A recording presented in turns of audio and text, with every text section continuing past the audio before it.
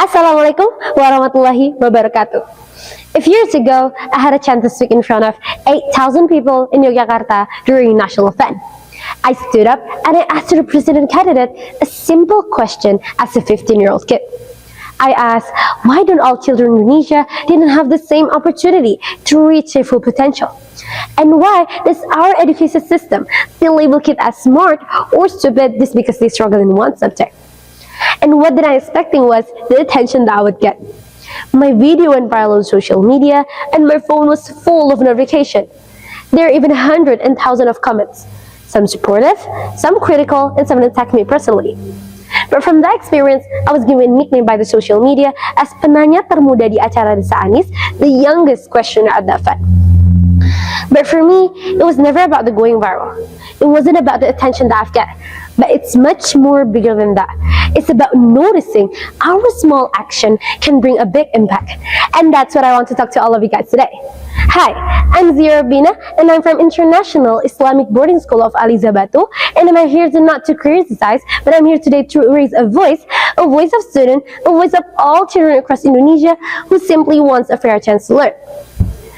As I grew older, I've been curious about politics. I often ask myself, why some voices are heard more than others? And why do injustice and inequality still exist in our democratic country? If we call ourselves a free nation, why are some people still afraid to speak up? And okay, let me tell you something. We often hear that education is the foundation of a nation. But how strong is that foundation? If it's built on a system that still treats every child the same, that label student is based on only one type of intelligence, like math, science, or memorization. And in Indonesia, our current education system is still struggling. Many schools still follow one-size-fits-all approach.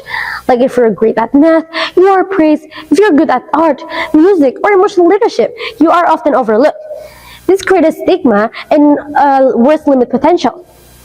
And according to data in ICW, there were over 214 corruption cases related to school budget in just 5 years.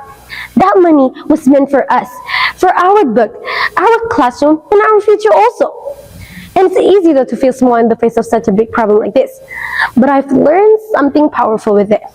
Change doesn't always start from the top. It can start from within. It starts when a student dares to speak up, when a teacher chooses to nurture, not just instruct, when at school give a space for creativity, not just create, when we, as young people, care enough to do something.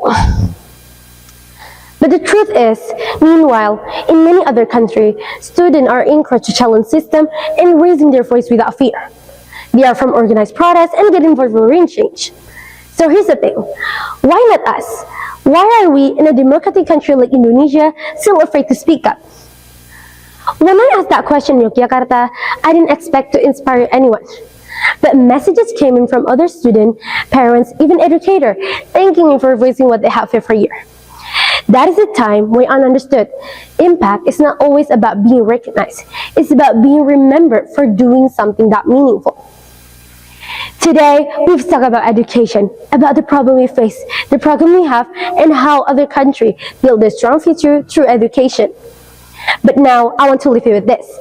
Education is just not about getting a good grades or passing exam, but it's about growing into the best version of yourself and learn how to think and how to make a difference.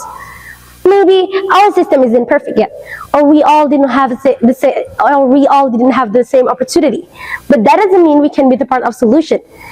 Even small action can lead to big change. Even young voices, your voice can move a nation. So let's not just wait for a change, because the future of Indonesia will not lead by the policy of by its own, but by the purpose and passion of its young people. Thank you for listening. Wassalamualaikum warahmatullahi wabarakatuh.